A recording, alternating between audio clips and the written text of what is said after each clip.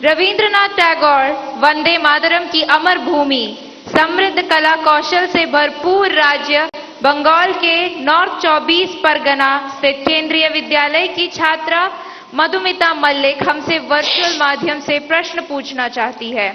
मधुमिता, कृपया अपना प्रश्न पूछिए। माननीय प्रधानमंत्री महोदय, नमस्कार। मेरा नाम मधुमिता मल्लिक है। मैं पीएम श्री केंद्रीय विद्यालय बैरकपुर थलसेना कोलकाता संभाग की 11वीं विज्ञान की छात्रा हूँ। मेरा आपसे यह प्रश्न है, आप उन छात्रों को क्या सलाह देना चाहेंगे जो अपने करियर के बारे में अनिश्चित है या किसी विशेष करियर या पेशे को चुनने के बारे में दबाव महसूस करते हैं? कृपया इस विषय पर मुझे मार्गदर्शन करें। धन्यवाद महोदय। धन्यवाद मधुमिता। पीएम सर, भगवान कृष्ण की उपदेश भूमि, वीर बहादुर खिलाड़ियों के प्रदेश हरियाणा पानीपत के द मिलेनियम स्कूल की छात्रा अदिति तनवर ऑनलाइन माध्यम से जुड़ी हुई है और आपसे मार्गदर्शन चाहती है। अदिति, कृपया अपना प्रश्न पूछिए। माननीय प्रधानमंत्री जी, नमस्कार। मेरा नाम अदिति तनवर है और मैं the millennium school Panipat Haryana की कक्षा 11वीं की छात्रा हूँ। मेरा आपसे प्रश्न यह है कि मैंने ह्यूमैनिटीज को अपने विषय के रूप में चुना है और लोग रोज मुझ पर ताने कसते हैं। मुझे यह विषय पसंद है, इसलिए मैंने इसे चुना है, पर कभी कभी तानों को संभालना मुश्किल हो जाता है।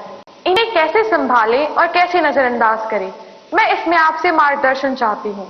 धन्यवाद श्रीमान, नमस्कार। Thank you Aditi.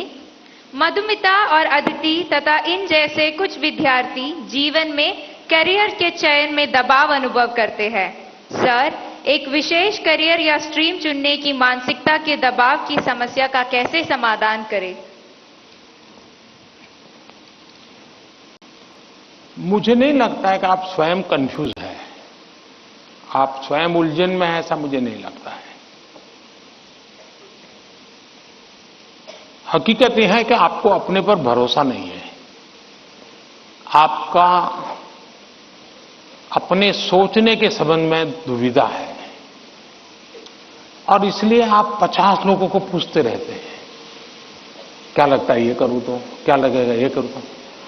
आप खुद को जानते नहीं हैं और उसके कारण आप किसी के एडवाइस पर डिपेंडेंट रहते हो और जो व्यक्ति ज्यादा अच्छा लगता है आपको और जो एडवाइस आपको सबसे सरल लगती है, आप उसी को एडॉप्ट कर लेते हो। अब जैसे मैंने कहा कि खेलो, अब बहुत कुछ होंगे जो आजकल बोर्ड लेकर के घर जाएंगे। मोदी जी ने कहा है खेलो खिलो, खेलो खिलो, अब मैं पढ़ूंगा नहीं, बस। क्यों? उसने अपनी चीज पसंद कर ली है। मैं समझता हूं कि सबसे बुरी जो स्थिति है ना, वो कंफ्यूजन है।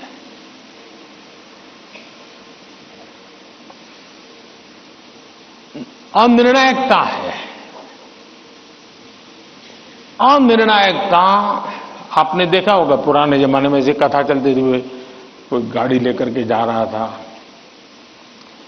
और कुत्ता तय नहीं कर पाया, इधर जाओ उधर जाओ, और आखिरकार वो नीचे आ गया। यही होता है, अगर उसको पता है कि मैं उधर चला जाऊं तो हो सकता है कि वो ड्राइवर भी उसको बचा ले, लेकिन इधर गया इधर गया इधर गया तो ड्राइवर कितना ही एक्सपर्ट होगा, नहीं बचा पाएगा। हमें अनिश्चितता से भी बचना चाहिए, अनिर्णायकता से बचना चाहिए और निर्णय करने से पहले सारी चीजें हमने उसको जितने तराजू पर तोल सकते हैं तोलना चाहिए। दूसरा, कभी कभी कुछ लोगों को लगता है कि फलानी चीज वैसी है, ठीक नहीं चीज। अब मुझे बताइए,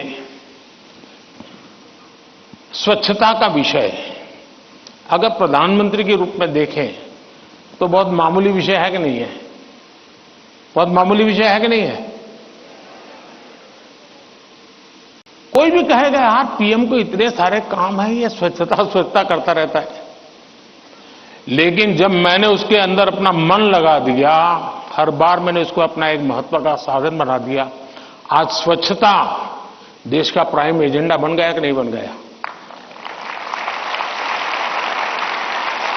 स्वच्छता तो छोटा विषय था, लेकिन अगर मैं उससे जान मैंने भर दी तो वो बहुत बड़ा बन गया। इसलिए हम ये न सोचे, आपने देखा होगा, कल मैं पूरा तो पढ़ नहीं पाया लेकिन मेरा नजर गई कि किसी ने कहा है कि पिछले 10 साल में आर्ट और कल्चर के क्षेत्र में भारत का मार्केट 250 गुना बढ़ गया है। अब आज से पहले कोई पेंटिंग करता तो माँ बाप कहते पहले पढ़ाई करो, वैकेशन में पेंटिंग करना। उसको लगता ही नहीं था कि पेंटिंग भी जीवन में महत्व का विषय हो सकता है। और इसलिए हम किसी चीज को कम ना आके, हमारे में दम होगा तो हम उसको जान भर देंगे।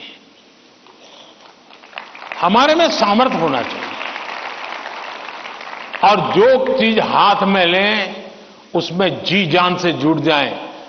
हम आधे अधूरे, यार उसने ये लिया मैं ये लेता तो शायद अच्छा होता, उसने ये लिया मैं ये लेता तो अच्छा होता, ये उलझन आपको बहुत संकटों में डाल सकती है। दूसरा विषय है कि आज नेशनल एजुकेशन पॉलिसी ने आपके लिए बहुत सुविधा कर दी है। आप एक क्षेत्र में बढ़ रहे हैं लेकिन आपको कहा मन कर गया चलो एक और ट्रायल करना है तो आप शिफ्ट कर सकते हैं, आपकी राह बदल सकते हैं। आपको किसी पर बंधे रहने की जरूरत नहीं है, आप अपने आप प्रगति कर सकते हैं। और इसलिए अब शिक्षा में भी बहुत, आज मैं भी एग्जीबिशन देख रहा था, मैं देख रहा था कि बच्चों की प्रतिभा जिस प्रकार से प्रकट हुई है प्रभाव करने वाली है।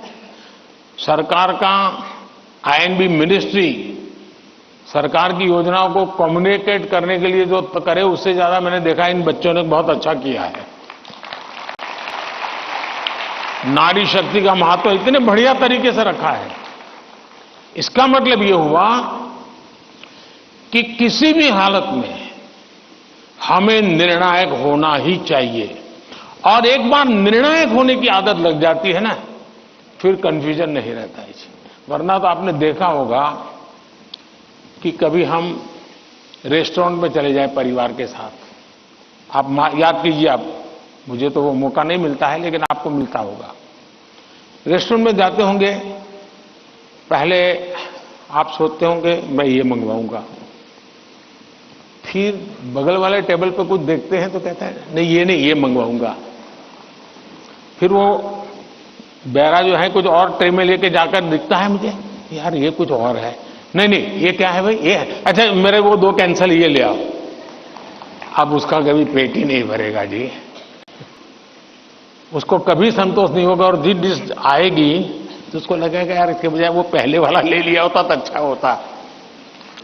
जो लोग रेस्टोरेंट के डाइनिंग टेबल पर निर्णय नहीं कर पाते हैं वो कभी रेस्टोरेंट का या खाने का आनंद नहीं ले सकते हैं।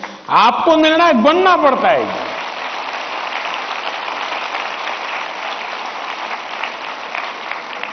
अगर आपकी मां आपको डेली सुबह पूछे आज क्या खाओगे और आपके सामने 50 वैरायटी बोल दे, आप क्या करोगे?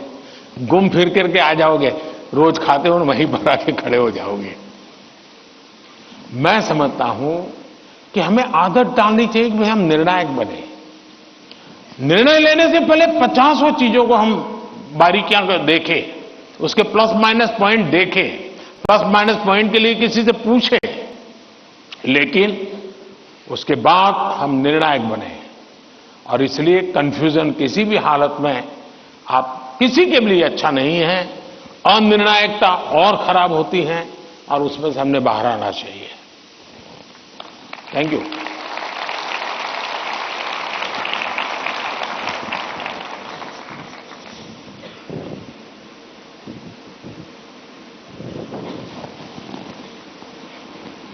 सर, निर्णय की स्पष्टता में ही सफलता निहित है। आपका यह कथन सदा याद रहेगा। धन्यवाद।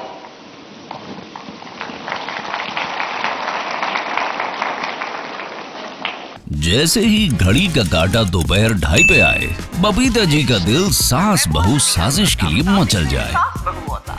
और ये है इनकी बहू पूरे दिन ऑफिस की टेंशन हो जाए गॉन जब ये करें अपना फेवरेट शो फ्री टाइम पे ऑन। इनकी तरह आप भी देखें अपना फेवरेट शो अपने टाइम पर और डाउनलोड कीजिए एबीपी लाइव ऐप अपने स्मार्ट टीवी पर।